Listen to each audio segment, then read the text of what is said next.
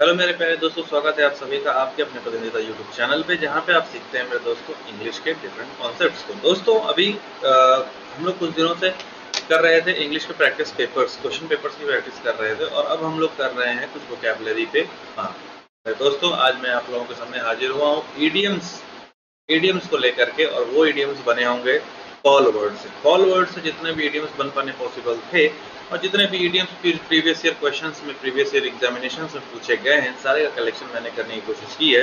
और आज हम लोग उन सारी चीज़ों को हम लोग डिस्कस करेंगे। तो आइए दोस्तों, बिना समय गंवाए बढ़ते हैं आगे। ये हम लोगों का आज का पहला idiom.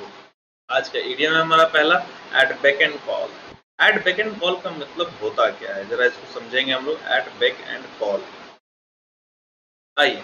At back and call, at back and call का मतलब होता है to be always ready to serve someone और to do something for someone. हमेशा किसी के लिए कुछ करने के लिए रेडी रहना, हमेशा किसी के लिए कुछ करने के लिए रेडी रहना, हमेशा किसी के लिए कुछ करने के लिए तत्पर रहना, हमेशा किसी के लिए किसी की सेवा करने के लिए तत्पर रहना। ठीक है, उसको हम लोग क्या कहते हैं, एट बैक एंड कॉल। कह रहा है महिमा is always at her parents back and call, यानी कि महिमा जो महिला है, महिमा जो एक लड़की है, जो एक युवती है, वो हमेशा अपने पेरेंट्स के, माता पिता के बैक एंड कॉल पर रहती है। मतलब क्या है, वो हमेशा अपने माता पिता की सेवा करने के लिए हाजिर रहती है। ठीक है, अगले पे चलते हैं। नेक्स्ट हमारा कॉल नेम्स। कॉल नेम्स का मतलब क्या होता है, नाम पुकारना। और समझते हैं हम लोग कॉल नेम्स का मतलब क्या है। कॉल नेम्स का मतलब है to call a person unpleasant names.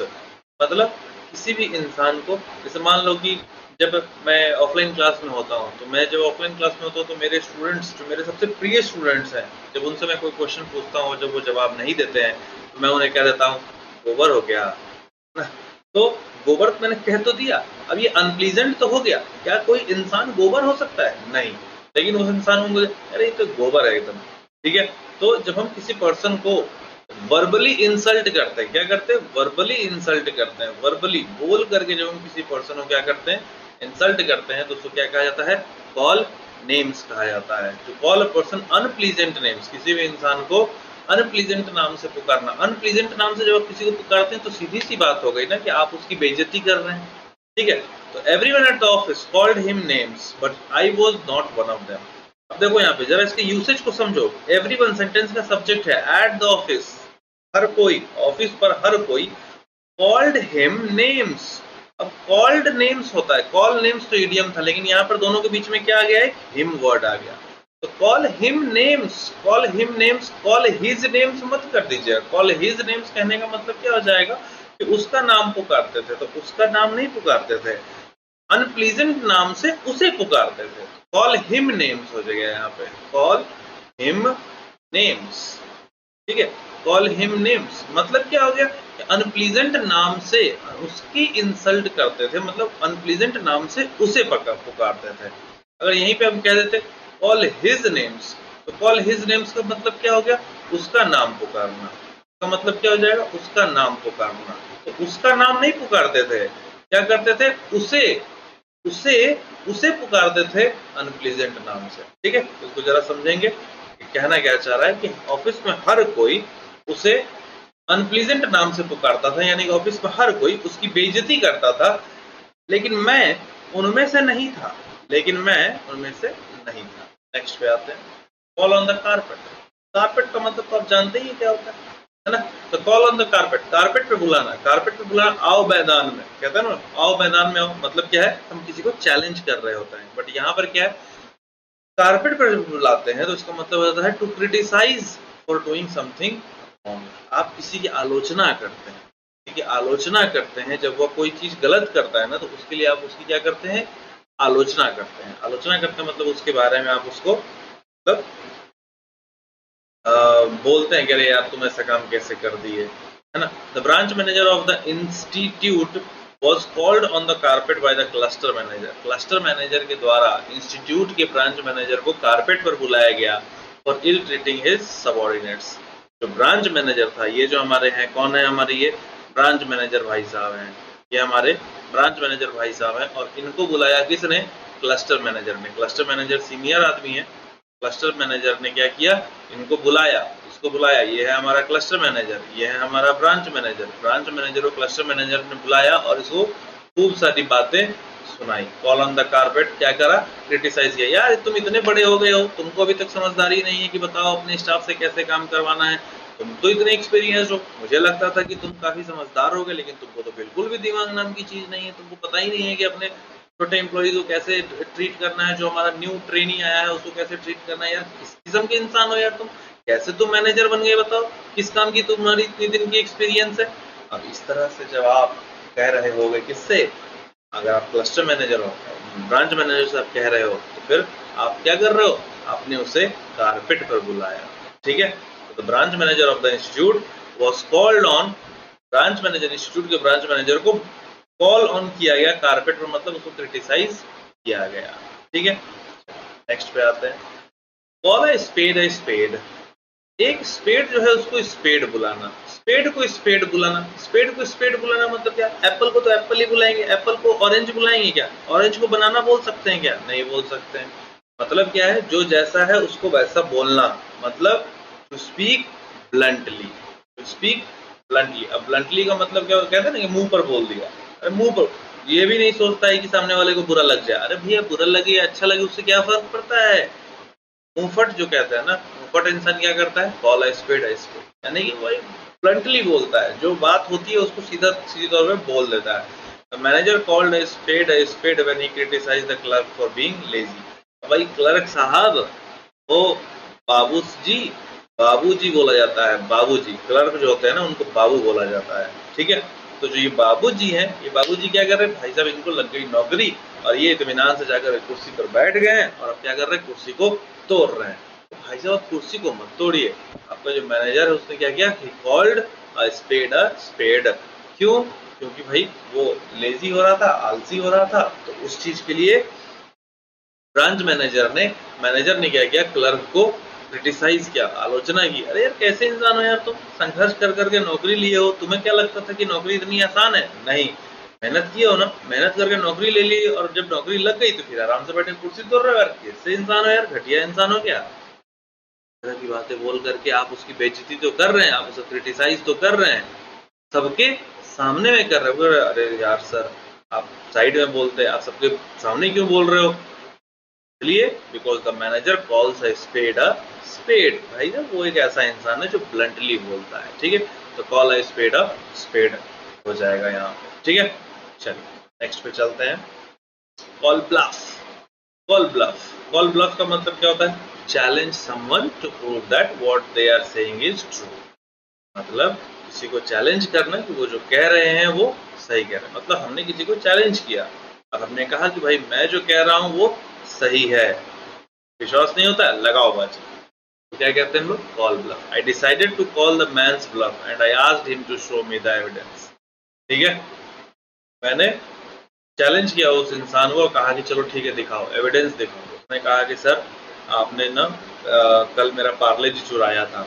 हमने कहा अरे पागल हो गया, पार्ले जी क्यों चुराएंगे हम, चुराना होगा तो हम हाइड एंड सीक चुराएंगे, पार्ले जी क्यों चुराएंगे। नहीं सर आपने मेरा पार्ले जी चुराया था। तो चलो ठीक है एविडेंस दिखाओ, एविडेंस दिखाओ। क्या हो गया, उसको चैलेंज कर दिया हमने, तो आई कॉल्ड हिम ब्लफ। ठीक है, चलिए नेक्स्ट पे चलते हैं।